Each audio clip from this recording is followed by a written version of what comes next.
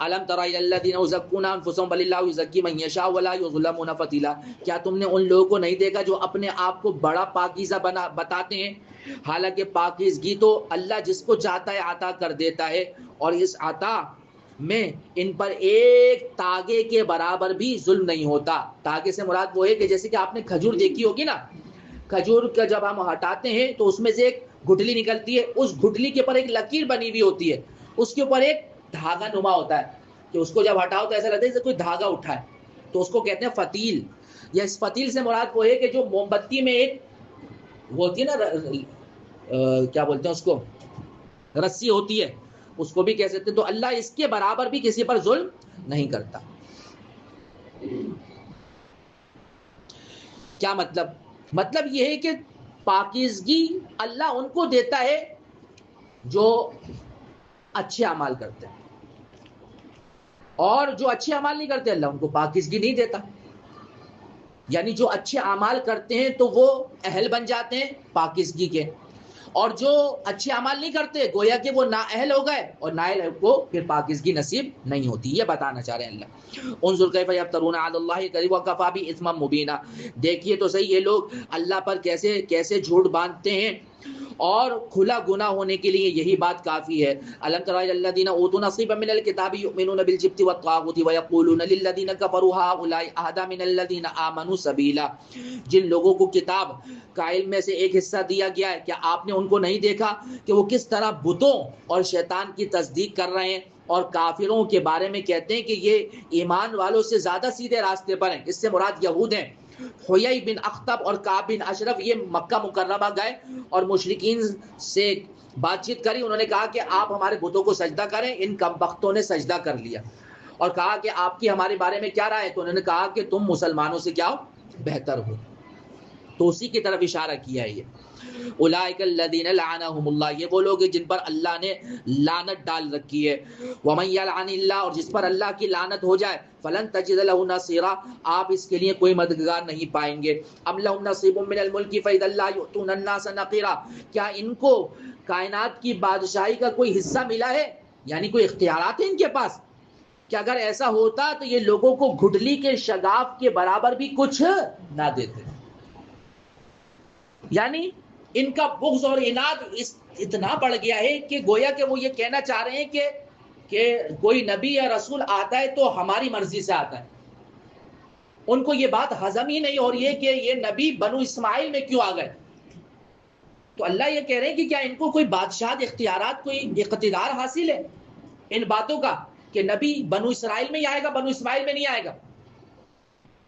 اللہ کہہ رہے ہیں اگر ان کو یہ حاصل ہوتا نا تو کائنات میں کسی کو نبوت اور رسالت تو درکنار ایک ذرہ بھی نہ دیتے۔ ایسے ہیں یہ لوگ، یہی وجہ ہے کہ اللہ نے یہ رزق کس کے ہاتھ میں رکھا؟ اپنے۔ ورنہ اگر انسانوں کے ہاتھ میں ہوتا نا، آج یہ دنیا بھوک پیاس سے کیا ہو جاتی؟ ختم ہو جاتی۔ یہ اللہ نے اپنے ہاتھ میں رکھا ہے رزق، ورنہ لوگوں کے اختیار میں جو ہاتھوں میں جو چیزیں نا، آپ دیکھیں اس کے اندر لوگ کتنا ترس رہے ہیں۔ ام یحسدون الناس علی ما آتاهم اللہ من فضل فقد آتینا آل ابراہیم الکتاب والحکمت وآتیناہم ملکا عظیما، یا یہ لوگ اس بنا پر حسد کر رہے ہیں، جلن کر رہے ہیں کہ اللہ نے ان کو اپنا فضل کیوں عطا فرمایا، یعنی مسلمانوں کو، بنو اسماعیل کو نبوت کیسے مل گئی؟ سو ہم نے تو ابراہیم کے خاندان کو کتاب اور حکمت عطا کی تھی، اور انہیں بڑی سلطنت بھی دی تھی۔ ارے عقل سے تو سوچو کہ یہ نبوت اور حکمت ابراہیم کی اولاد میں ہی ہے۔ پہلے ابراہیم کے بڑے ایک بیٹے حضرت اسحاق کی اولاد میں تھی، اور اب حضرت ابراہیمی کے دوسرے بیٹے حضرت اسماعیل کی اولاد میں آ گئے۔ تو حضرت ابراہیم کی اولاد میں یہ نبوت اور حکمتیں کہیں باہر تو نہیں گئی جس کی وجہ سے تم جلن اور حسد کا شکار ہو رہے ہو۔ فَمِنْهُمْ مَنْ آمَنَ بِي وَمِنْهُمْ مَنْ صَدَّ عَنْ، چنانچہ ان میں سے کچھ لوگ ایمان لائے اور کچھ نے ان سے منہ موڑ لیا۔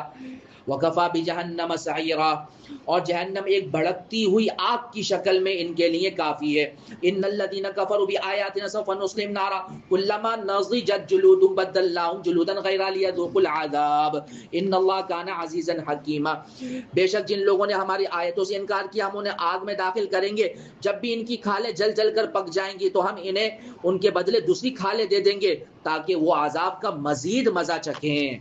بے شک اللہ صاحب اقتدار اور صاحب حکمت ہے.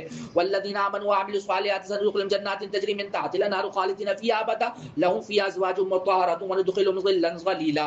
اور جو لوگ ایمان لائے انہوں نے نیک اعمال کیے ہیں ان کو ہم ایسے باغات میں داخل کریں گے جن کے نیچے نہریں بہتی ہوں گی جس میں وہ ہمیشہ ہمیشہ رہیں گے اور وہاں ان کے لیے پاکیزہ بیویاں ہوں گی اور ہم انہیں گھنی چھاؤں میں داخل کریں گے. یعنی وہاں روشنی تو ہوگی دھوپ کی تپش نہیں ہوگی. ان اللہ یأمرکم ان تؤدوا الامانات الی اہلیہا واذا حکمتم بین الناس ان تحکموا بالعدل ان اللہ نعم ما یعظکم بہ ان اللہ کان سمیعا بصیرا. مسلمانوں بے شک اللہ تمہیں حکم دیتا ہے کہ تم امانتیں ان کے حقداروں تک پہنچاؤ. یعنی جو جس قسم کی امانتیں اگر لیے تو اس کے حقدار کو دو اور اگر رسپانسبلٹیز ہیں ذمہ داریاں ہیں اس قسم کی امانتیں تو جو اس کے اہل ہیں ان کو وہ ذمہ داریاں سونپو تاکہ پھر وہ صحیح طریقے سے نظام چلا سکیں. نہ اہلوں کے پاس اگر نظام جائے گا تو ظاہر سی بات ہے بگاڑ آئے گا. اور جب تم لوگوں کے درمیان فیصلہ کرو تو انصاف کے ساتھ فیصلہ کرو. بے شک اللہ تم کو جس بات کی نصیحت کر رہا ہے نا یہ بڑی اچھی بات ہے اور بے شک اللہ ہر بات کو سنتا اور ہر چیز کو جانتا ہے. یا ایھا الذین آمنوا اطیعوا اللہ واطیعوا الرسول واولی الامر منکم فإن تنازعتم فی شیء فردوه الی اللہ والرسول ان کنتم تؤمنون باللہ والیوم الآخر ذلک خیر واحسن تأویلا.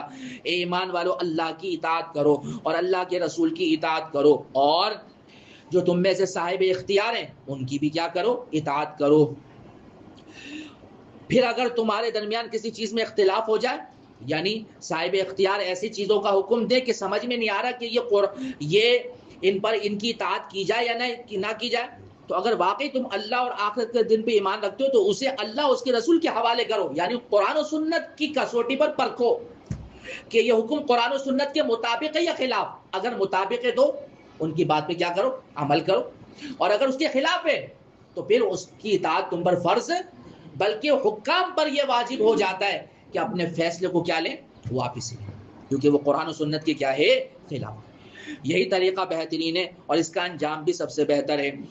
ألم تر إلى الذين يزعمون أنهم آمنوا بما أنزل إليك وما أنزل من قبلك يريدون أن يتحاكموا إلى الطاغوت وقد أمروا أن يكفروا به ويريد الشيطان أن يضلهم ضلالا بعيدا.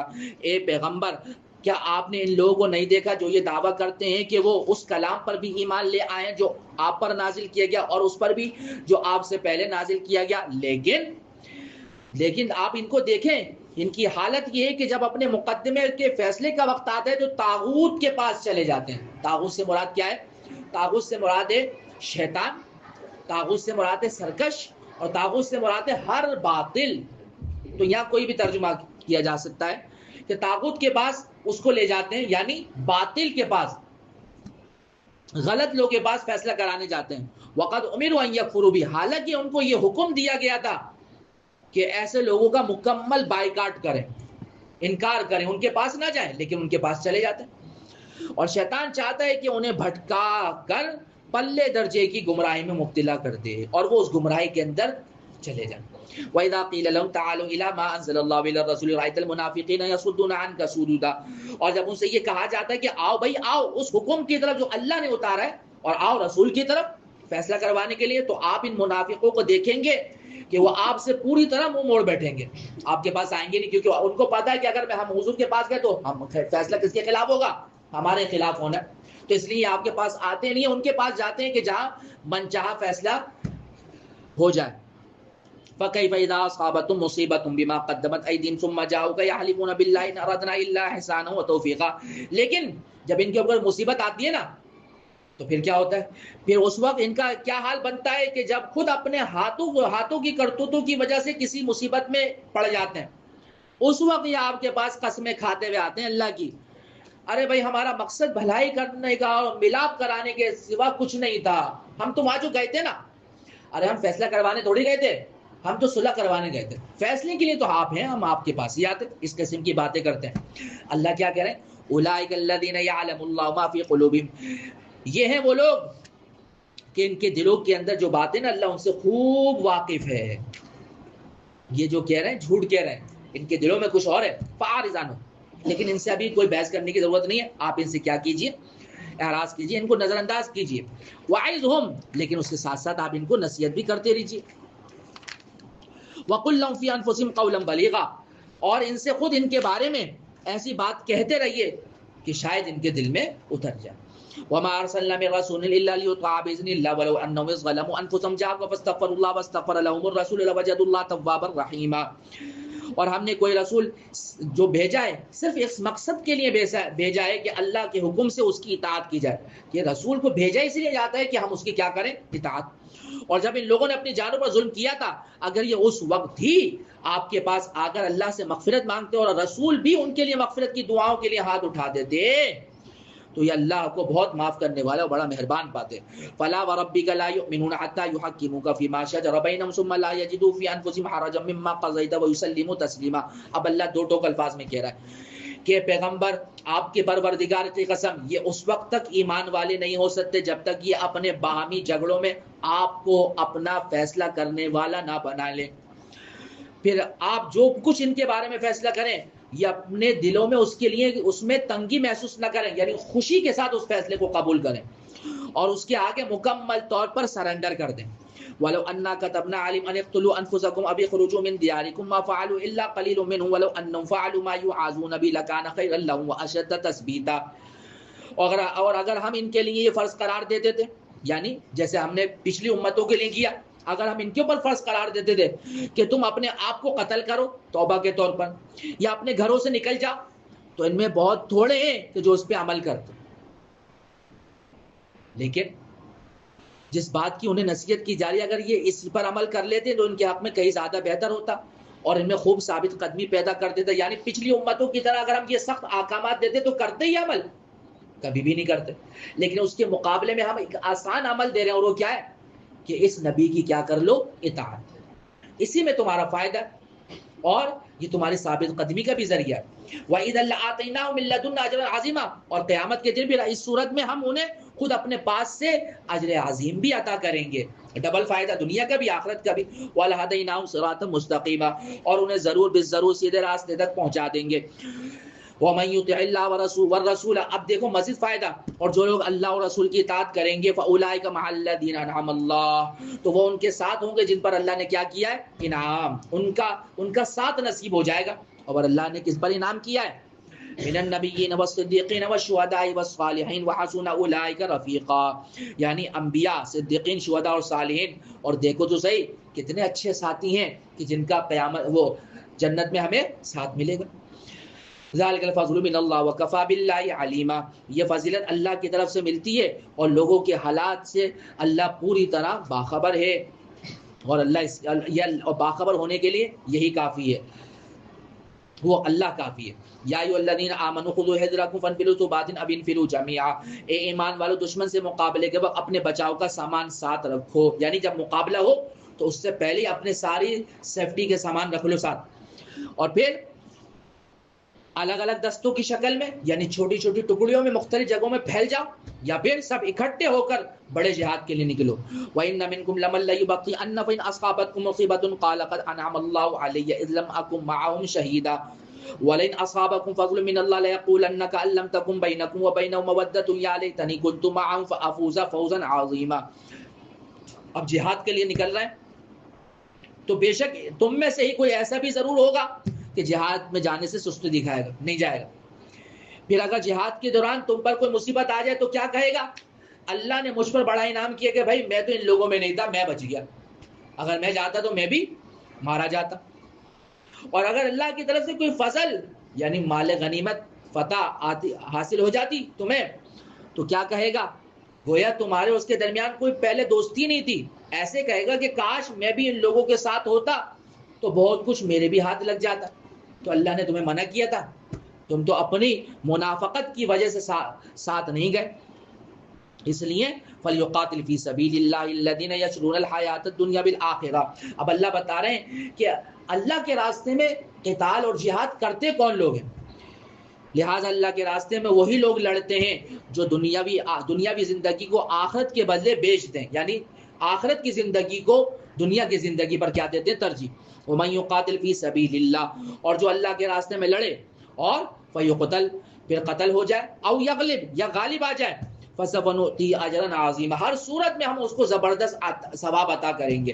وما لکم لا تقاتلون فی سبیل اللہ والمستضعفین من الرجال والنساء والبلدان الذين يقولون ربنا اخرجنا من هذه القرية الظالم اهلها واجعل لنا من لدنك وليا واجعل لنا من لدنك نصيرا. اور اے مسلمانوں تمہارے پاس کیا جواز ہے کہ اللہ کے راستے میں اور ان بے بس مردوں عورتوں اور بچوں کی خاطر نہ لڑو جو یہ دعائیں کر رہے ہیں ہاتھ اٹھا اٹھا کے، اے ہمارے پروردگار ہمیں اس بستی سے نکال لیجئے جس کے باشندے ہم پر ظلم توڑ رہے ہیں، اور ہمارے لیے اپنی طرف سے کوئی حامی پیدا کر دیجئے اور ہمارے لیے اپنی طرف سے کوئی مددگار اٹھا دیجئے، اے اللہ فضل کر دیجئے. الذین آمنوا یقاتلون فی سبیل اللہ، اور جو ایمان والے وہ اللہ کے راستے میں لڑتے ہیں. والذین کفروا یقاتلون فی سبیل الطاغوت، اور جن لوگوں نے کفر کیا وہ طاغوت کے راستے میں لڑتے ہیں. فقاتلوا اولیاء الشیطان، تو اے ایمان والو تم شیطان کے ان دوستوں سے لڑو.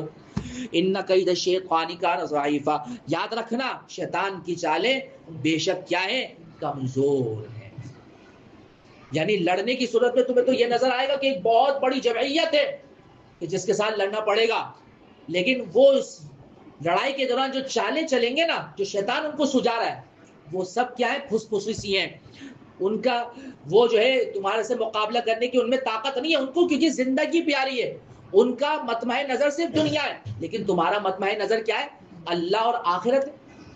تو جس طریقے سے تم لڑو گے وہ تھوڑی لڑیں گے، تو ان کی ساری پلاننگ سب ڈھیر ہو جائے گی تمہارے آگے. اس لیے ہمت کرو، نکلو، لڑو. ألم تر إلى الذين قيل لهم كفوا أيديكم وأقيموا الصلاة وآتوا الزكاة فلما كتب عليهم القتال إذا فريق منهم يخشون الناس كخشية الله أو أشد خشية وقالوا ربنا لما كتبت علينا القتال لولا أخرتنا إلى أجل قريب قل متاع الدنيا قليل والآخرة خير لمن اتقى ولا تظلمون فتيلا. کیا آپ نے ان لوگوں کو نہیں دیکھا کہ جن سے مکی زندگی میں کہا جاتا تھا کہ اپنے ہاتھ روک کر رکھو، نماز قائم کیے جاؤ اور زکوٰۃ دیتے جاؤ، بس یہ کرو. وہ آتے تھے کہ اللہ کے رسول کتنا ظلم ہم پر ڈھا رہے ہیں، آپ اجازت مانگی اللہ سے کہ ہم ان کی اینٹ کا جواب کس سے دیں، پتھر سے دیں. لیکن اللہ کے رسول کیا کہتے تھے، نہیں ابھی مجھے یہ حکم نہیں ہے، اللہ کے ساتھ لو لگاتے رہو، نماز پڑھتے رہو، زکوٰۃ دیتے رہو، ان کے ظلم پر کیا کرو، صبر. لیکن پھر جب ان پر جنگ فرض کی گئی، یعنی مدینہ منورہ آنے کے بعد، ہجرت کرنے کے بعد ایک اگلے سال بلکہ اسی سال کاروائیاں شروع ہو گئی تھی، فرض کی گئی، تو ان میں سے ایک جماعت دشمن لوگوں سے ایسے ڈرنے لگی جیسے اللہ سے ڈرا جاتا ہے، بلکہ اس سے بھی زیادہ ڈرنے لگی. اور کیا کہنے لگے، اے ہمارے پروردگار آپ نے ہم پر جنگ کیوں فرض کر دی؟ ابھی کا الگ میں خود اپنی طرف سے کہہ رہا ہوں، تھوڑی بہت تو ہمیں کیا دے دیتے، مہلت دے دیتے.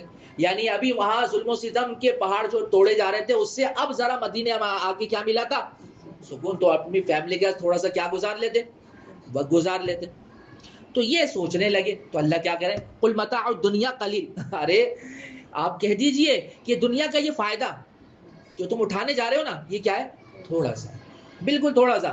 والآخرۃ خیر لمن اتقى، اور لڑنے کی وجہ سے اگر تم شہید ہو گئے تو آخرت تقوی والے اختیار کرنے والے کے لیے کیا ہے، کہیں زیادہ بہتر ہے، کیونکہ یہاں کی ساری چیز عارضی، وہاں کی ساری چیز ہمیشہ کے لیے.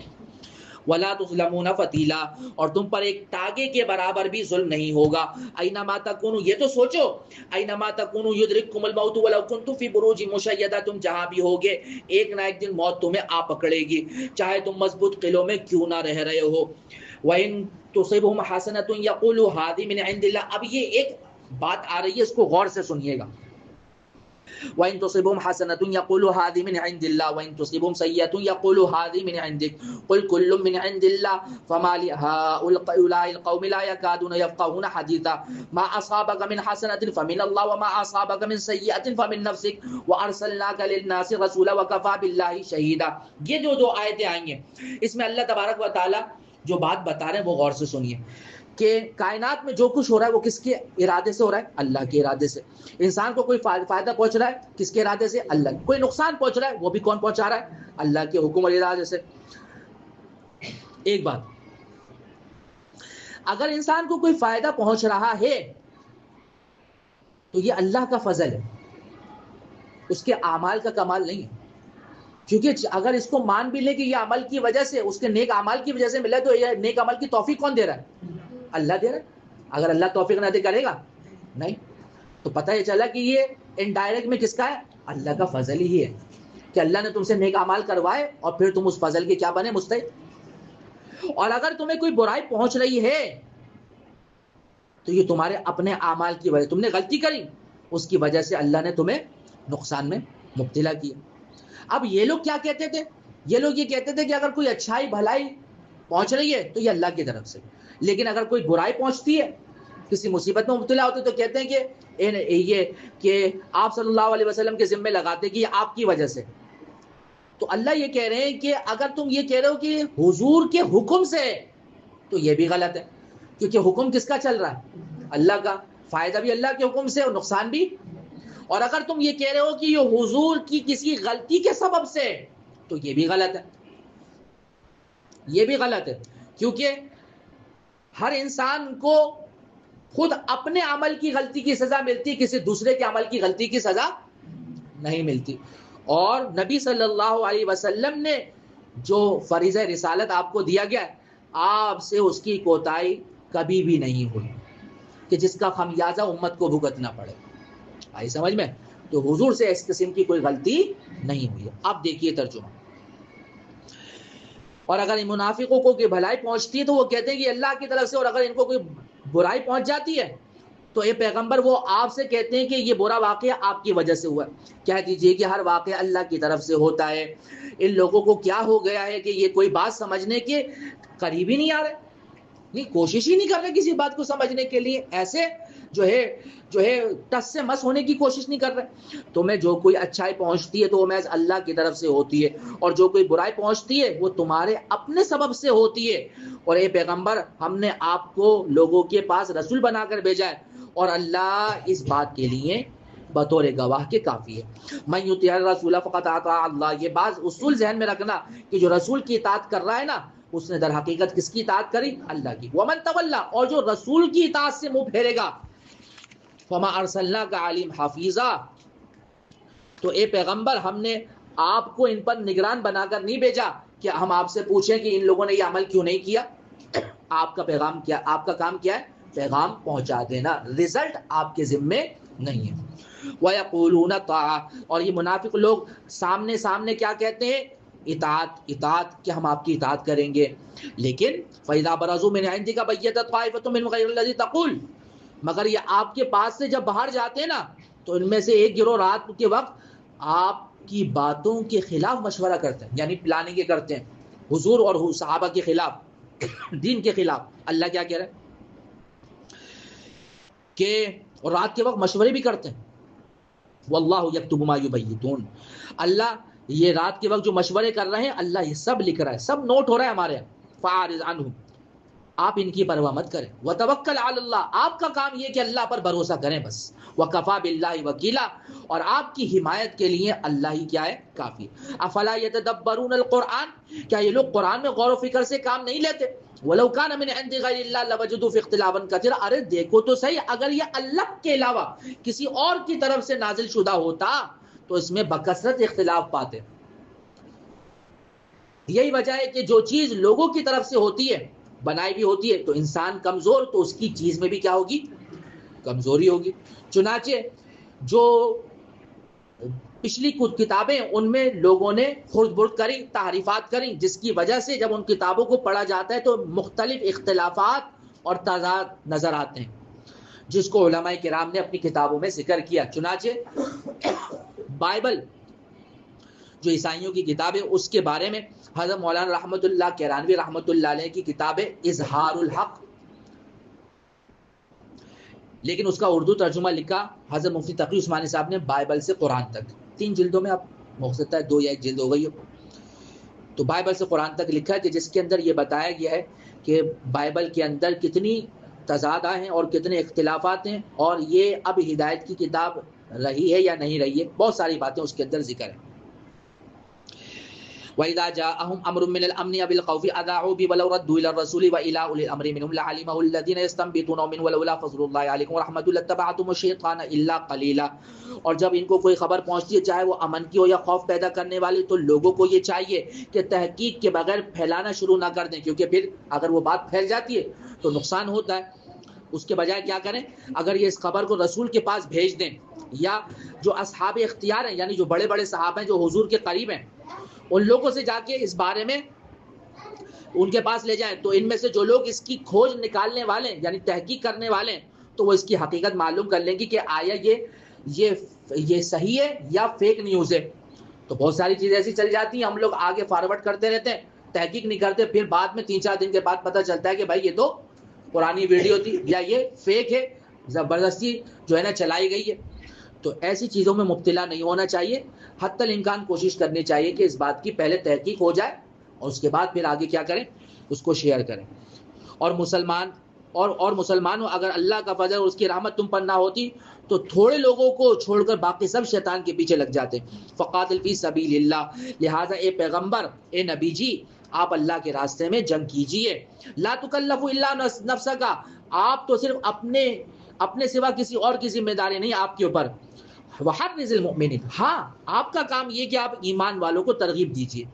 عسى الله ان يكف باس الذين كفروا، کوئی بعید نہیں کہ اللہ کافروں کی جنگ کا زور توڑ دے. چنانچہ توڑا غزوہ بدر کے بعد، غزوہ احد کے بعد. واللہ اشد باسا واشد تنکیلا، اور اللہ کا زور سب سے زیادہ زبردست اور اس کی سزا بڑی سخت، یعنی اس کی پکڑ بہت خطرناک ہے.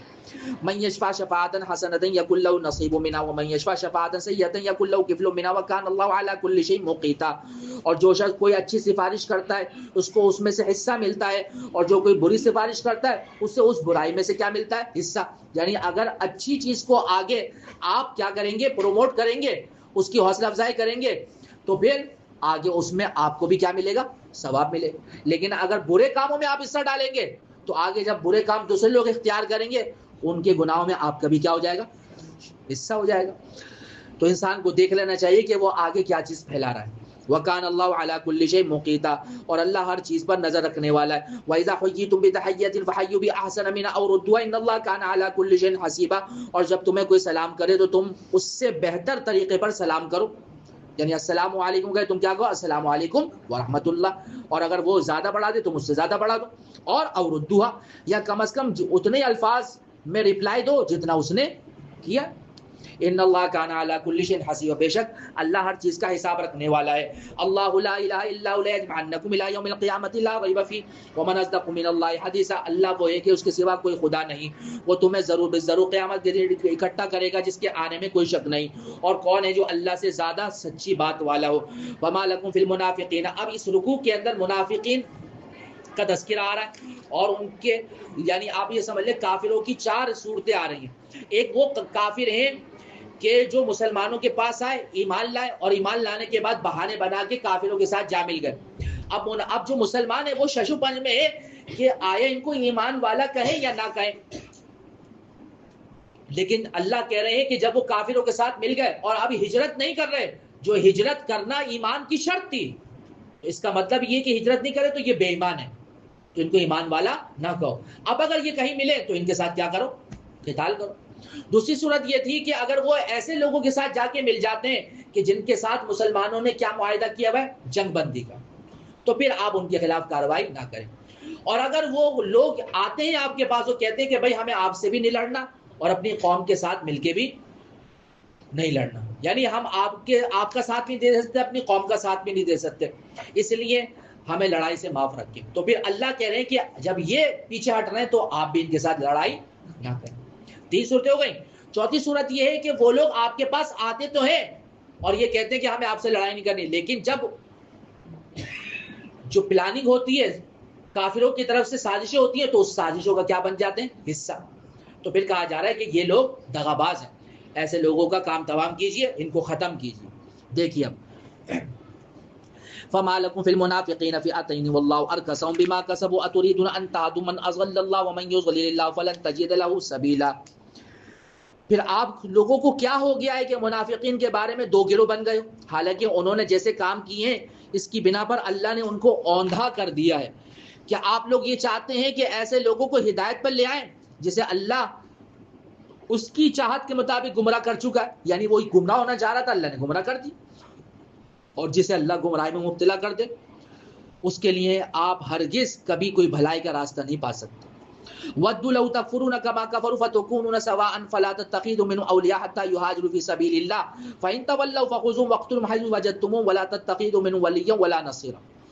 یہ لوگ چاہتے یہ ہیں کہ جس طرح انہوں نے کفر کو اپنا لیا ہے اسی طرح تم بھی کافر بن اور سب برابر ہو جائے۔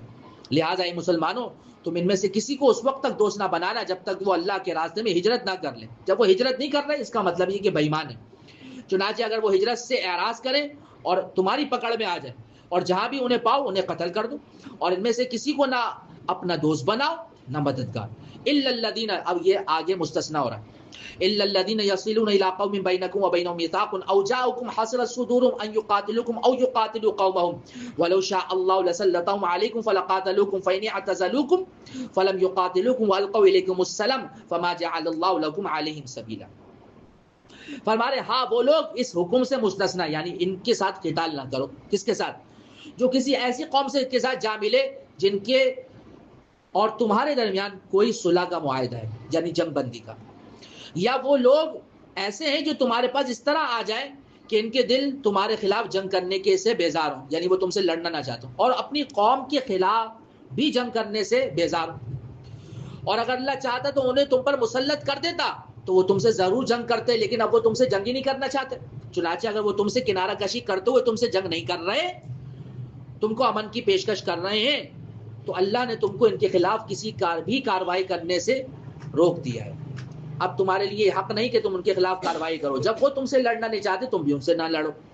ستجدون آخرین یریدون ان یأمنوکم، یہ 3 صورتیں ہو گئے، اب 4تھی صورت آ رہی ہے۔ ستجدون آخرین یریدون ان یأمنوکم ویأمنوا قوما کلما ردوا الی الفتنة ارکسوا فیہا فإن لم یعتزلوکم ویلقوا الیکم السلام ویکفوا ایدیہم فخذوہم وقتلوہم حیث ثقفتموہم واولئک جعلنا لکم علیہم سلطانا مبینا۔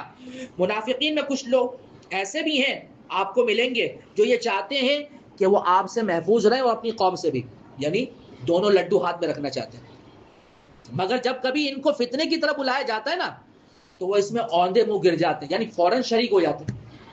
چنانچہ اگر یہ لوگ آپ سے جنگ کرنے سے علیحدگی اختیار نہ کریں اور نہ تمہیں امن کی پیشکش کریں اور نہ اپنے ہاتھ روکیں، یعنی ہر سازش کا حصہ بن رہے ہیں، اور اوپر سے بنے ہوئے کہ ہم تو کچھ نہیں کر رہے لیکن ہر سازش کا حصہ ہے اور کوئی موقع ہاتھ سے جانے نہیں دے رہے، تو پھر کیا کرو؟ ان کو پکڑو اور جہاں کہیں انہیں پاؤ انہیں قتل کرو، اور ایسے لوگوں کے خلاف اللہ نے تم کو کھلا کھلا اختیار دے دیا۔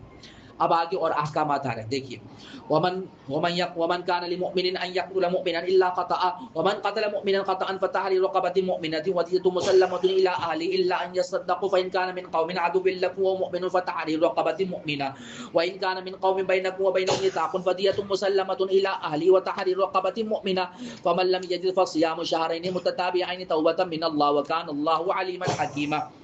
فرما رہے ہیں کہ اگر کوئی آدمی کسی کو غلطی سے مار دے، قتل کر دے، غلطی سے مراد یہ ہے کہ ارادہ ہی نہیں تھا قتل کرنے کا، بے خیالی میں گولی چل گئی، جیسے کہ شادی کے موقع پر اکثر ایسے واقعات ہو جاتے ہیں، یا مار کسی اور کو رہا تھا، کسی کا شکار کر رہا تھا، غلطی سے کس کو لگ گئی؟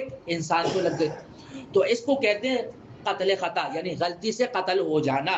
اس کا حکم یہ ہے کہ اگر کسی سے یہ کام ہو جائے تو جس کو مارا ہے اب اس کی 3 صورتیں ہیں۔ ایک صورت تو یہ ہے کہ وہ مسلمان ہے تو پھر اس کا کیا دینا پڑے گا؟ خون بہا، جس کو ہم دیت کہتے ہیں، اور وہ 100 اونٹیں یا 10,000 درہم۔ اور اگر وہ حربی کافر ہے یعنی دشمنوں کا آدمی ہے تو پھر اس صورت میں خون بہا نہیں ہے۔ اور تیسری صورت کیا ہے کہ وہ ہے کافر لیکن مسلمانوں کے ساتھ رہتا ہے، جیسے ہمارے معاشرے میں بہت سارے نان مسلم رہتے ہیں، تو اگر ایسے کو قتل کر دے تو پھر اس صورت میں بھی کیا دینا پڑے گا؟ خون بہا۔ 3 صورتیں سمجھ میں آ گئی؟ اچھا جی، لیکن ہر صورت میں کفارہ ہے۔ کفارہ کیا ہے؟ غلام کا آزاد کرنا۔ کیا کرنا ہے؟ لیکن ہم غلام بادیاں ہیں نہیں، تو پھر اس کا الٹرنیٹ کیا ہے؟ 2 مہینے کے لگاتار روزے رکھنے پڑیں گے. تو اگر کسی کے سامنے یہ چیزیں ہو نا تو کوئی غلطی سے بھی قتل نہیں کرے گا اگر یہ چیزیں سامنے ہو. لیکن یہ چیزیں ہمارے یہاں ہے ہی نہیں, تو اس لیے جو چاہتا ہے جیسے چاہتا ہے گاڑی چلاتا ہے اور اڑا کے چلا جاتا ہے, کوئی پوچھنے والا نہیں. زخمی کر دیا, وہ پیرالائز ہو گیا, اس کی زندگی ختم ہو گئی, اس کے گھر والے پریشان ہیں, لیکن کوئی پوچھنے والا نہیں, کیونکہ یہ چیزیں پیش نظر نہیں ہے, اسلامی احکامات ہی نافذ نہیں ہے. دیکھو اب کسی مسلمان کا یہ کام نہیں ہے کہ وہ کسی دوسرے مسلمان کو قتل کرے, الا یہ کہ غلطی سے ایسا ہو جائے. اور جو شخص کسی مسلمان کو غلطی سے قتل کر بیٹھے تو اس پر فرض ہے کہ ایک مسلمان کو آزاد کرے اور دیت یعنی خون بہا مقتول کے ورثاء کو پہنچائے, الا یہ کہ وہ خود ہی کیا کر دے بھائی, معاف کر دیں کہ بھائی تم سے غلطی سے ہو گیا چلو چھوڑو. لیکن اگر وہ معاف نہ کریں تو پھر دینا پڑے گا خون بہا. اور اگر مقتول کسی ایسی قوم سے تعلق رکھتا ہو جو تمہارے دشمن ہے, جسے تمہاری جنگ چل رہی ہے, مگر وہ خود مسلمان تھا, تو بس ایک مسلمان غلام کو آزاد کرنا فرض ہے, یعنی خون بہا دینا واجب نہیں. اور اگر مقتول ان لوگوں میں سے ہے جو مسلمان تو نہیں ہے مگر ان کا تمہارے ساتھ کیا ہوا ہے معاہدہ, یعنی وہ تمہارے ساتھ رہتے ہیں یا تمہارا ان کے ساتھ اس قوم کے ساتھ کیا ہوا ہے ایگریمنٹ, تو تم پر یہ فرض ہے کہ خون بہا اس کے وارثوں کو پہنچاؤ اور ایک مسلمان کو آزاد کر دو. ہاں اگر کسی کے پاس غلام نہ ہو, جیسے اس زمانے میں نہیں ہے, تو پھر بھی فرض کیا ہے, 2 مہینے کے مسلسل کیا رکھے جائیں, روزے. یہ توبہ کا طریقہ ہے جو اللہ نے مقرر کیا, اور اللہ علیم اور حکیم ہے. ومن يقتل مؤمنا متعمدا فجزاؤه جهنم خالدا فيها وغضب الله عليه ولعنه واعد له عذابا عظيما. اور جو شخص کسی مسلمان کو جان بوجھ کر قتل کر دے تو پھر اس کی سزا جہنم ہی ہے, جس میں وہ ہمیشہ رہے گا, اور اللہ اس پر غضب نازل کریں گے اور لعنت بھیجیں گے, اور اللہ نے ایسوں کے لیے زبردست عذاب تیار کر رکھا ہے. تو اگر یہ چیز کسی کے پیش نظر ہو تو کسی کی ہمت نہ ہو کہ کسی کو قتل کر دے, لیکن یہ چیزیں, یہ احساسات پیدا ہی نہیں کیے جاتے, ایسے ماحول میں آتے ہی نہیں. یا ایھا الذین آمنوا اذا ضربتم فی سبیل اللہ فتبینوا ولا تقولوا لمن القى الیکم السلام لست مؤمنا تبتغون عرض الحیاۃ الدنیا فعند اللہ مغانم کثیرہ کذلک کنتم من قبل فمن اللہ علیکم فتبینوا ان اللہ کان بما تعملون خبیرا. بعض مسلمانوں کو بھیجا گیا تھا کارروائی کرنے کے لیے بعض علاقوں کی طرف, تو اب ہوا یہ کہ جب مسلمان وہ مجاہدین وہاں پہنچے تو وہاں کے لوگ آ گئے اور انہوں نے سجدے کیے اور سلام کیا, تو مسلمان یہ سمجھے کہ یہ شاید اپنی جان بچانے کے لیے کر رہے ہیں, تو انہوں نے ان کو قتل کر دیا. اب جب آگے حضور کو بتایا تو آپ صلی اللہ علیہ وسلم نے سخت ناراضگی کا اظہار کیا کہ یہ تم نے کیا کیا. جب وہ یہ کہہ رہے ہیں, سلام کر رہے ہیں, وہ اشارہ دے رہے ہیں کہ ہم مسلمان ہیں, سجدہ کر رہے ہیں, اور یہ بتا رہے ہیں عملی اعتبار سے کہ ہم مسلمان ہیں, تو تمہیں فوراً اپنا ہاتھ پیچھے کر لینا چاہیے تھا. یہ آیت اسی کے بارے میں. دیکھیے اے ایمان والو, جب تم اللہ کے راستے میں سفر کے لیے نکلو, جہاد کے لیے, تو تحقیق سے کام لیا کرو, اور جو شخص تم کو سلام کرے تو دنیاوی زندگی کا سامان حاصل کرنے کی خواہش میں اس کو یہ نہ کہو کہ تم ایمان والے نہیں ہو, ایسا نہ کرو, کیونکہ اللہ کے پاس مال غنیمت کے بڑے بڑے ذخائر ہیں. یعنی اگر یہاں مال غنیمت نہیں ملا تو آگے اللہ اور راستے پیدا کر دے گا, کافروں سے جنگ ہوگی, وہاں بہت سارا مال غنیمت آ جائے گا. اللہ کہہ رہے تم بھی تو پہلے ایسے ہی تھے, یعنی کفر پر تھے, اللہ نے تم کو اسلام کی دولت سے نوازا, تو کیا تمہارے دل میں جھانک کے دیکھا تھا سب نے؟ تو جس طریقے سے تمہاری کیفیت ہے ان کی بھی کیا تھی کیفیت, تو تم نے ان کو قتل کیوں کیا؟ پھر اللہ نے تم پر فضل کیا, لہذا تحقیق سے کام لیا کرو, بے شک جو کچھ تم کرتے ہو اللہ اس سب سے پوری طرح باخبر ہے. لا يستوي القاعدون من المؤمنين غير اولي الضرر والمجاهدون في سبيل الله باموالهم وانفسهم فضل الله المجاهدين باموالهم وانفسهم على القاعدين درجه وكلا وعد الله الحسنى وفضل الله المجاهدين على القاعدين اجرا عظيما درجات منه ومغفرة ورحمة وكان الله غفورا رحيما. فرما رہے ہیں اللہ تبارک و تعالی کیا کہ جو مسلمان ایسے ہیں کہ جن کو کوئی معذوری نہیں ہے اور وہ جہاد کرنے کے بجائے گھر میں بیٹھے ہیں, وہ اللہ کے راستے میں اپنے تو وہ ان لوگوں کے برابر نہیں ہے کہ جو اللہ کے راستے میں اپنی جان مال سے جہاد کرنے والے, مجاہدین کے برابر نہیں ہے. اس کا یہ مطلب نہیں ہے کہ وہ اللہ کے راستے میں جانا نہیں چاہتے, مطلب یہ ہے کہ جہاد فرض نہیں ہے. تو بعض جماعتیں بن رہی ہیں جانے کے لیے, تو بعض ایسے ہیں کہ جو جا رہے ہیں, بعض ایسے ہیں کہ جو نہیں جا رہے. تو جو نہیں جا رہے ان کو بتایا جا رہا ہے کہ جو جا رہے ہیں نا ان کی فضیلت تم سے بدرجہ زیادہ ہے. کیوں؟ فضل اللہ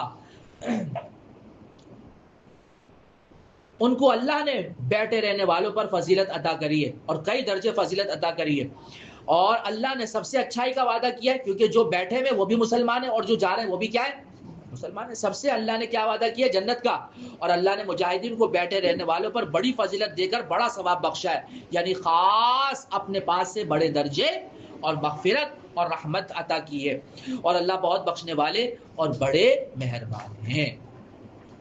ان الذين توفاهم الملائكه ظالمي انفسهم قالوا فيما كنتم قالوا كنا مستضعفين في الارض قالوا لم تكن ارض الله واسعه فتهاجروا فيها فاولئك مأواهم جهنم وساءت مصيرا۔ فرشتے ایسے لوگوں کی روح قبض کرنے کے لیے آ رہے ہیں کہ جو مسلمان ہونے کا دعویٰ تو کر رہے تھے لیکن قدرت کے باوجود ہجرت نہیں کر رہے تھے، حالانکہ اس زمانے میں جب تک فتح مکہ نہیں ہوا تھا ہجرت کرنا فرض تھا اور ایمان کی علامت تھی، لیکن وہ نکلے نہیں۔ تو فرشتے آئے کہ جن لوگوں نے اپنی جانوں پر ظلم کیا تھا، اسی حالت میں فرشتے ان کی روح قبض کرنے آ گئے اور بولے تم کس حالت میں تھے بھائی؟ تو وہ کہنے لگے ہم تو زمین میں بڑے بے بس بنا دیے گئے تھے۔ فرشتوں نے کہا بے بس تھے؟ کیا اللہ کی زمین کو شادہ نہیں تھی کہ تم اس میں ہجرت کر جاتے؟ لہٰذا ایسے لوگوں کا ٹھکانہ جہنم ہے، وہ نہایت برا انجام ہے۔ ہاں الا المستضعفین من الرجال والنساء والولدان لا يستطيعون حیلة ولا يهتدون سبیلا۔ وہ لوگ مستثنی ہیں جو بیچارے بے بس مرد تھے، جو قدرت ہی نہیں رکھ رہے تھے ہجرت کرنے کی، یا عورتیں یا بچے تھے، تو وہ اس انجام سے مستثنی ہیں۔ ان کے پاس ہجرت کی کوئی تدبیر نہیں تھی اور نہ نکلنے کا کوئی راستہ پا رہے تھے، تو پھر ان کے لیے یہ انجام نہیں ہے۔ فَأُولَٰئِكَ عَسَى اللَّهُ أَن يَعْفُوَ عَنْهُمْ، چنانچہ پوری امید ہے کہ اللہ ان کو معاف فرما دے گا۔ وَكَانَ اللَّهُ عَفُوًّا غَفُورًا، اور اللہ بڑے معاف کرنے والے بڑے بخشنے والے ہیں۔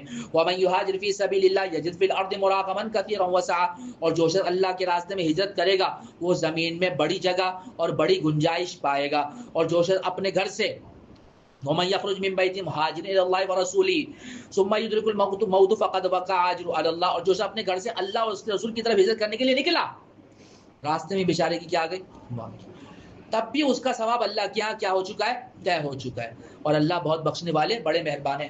کہ اگرچہ وہ ہجرت کر کے پہنچا نہیں لیکن نکل تو گیا نا، اور جو نکل گیا بس وہ کس میں شمار ہوگا؟ مہاجرین میں۔ صحیح ہے بھائی؟ ایسی حدیث میں آتا ہے نا کہ جو شخص طلب علم کے لیے نکلا اور پھر اس کی درمیان میں کیا آ گئی؟ وفات، تو اللہ تبارک و تعالیٰ اس کو جس چیز کے حصول میں لگا ہوا تھا انہی میں سے اٹھائیں گے۔ حافظ بننے آیا تو اللہ حافظوں میں، عالم بننے نکلا تھا اللہ کس میں اٹھائیں گے؟ اللہ حج کرنے کے لیے گیا تھا تو اللہ کس میں سے حج کر لبیک کہتا ہوا اٹھے گا۔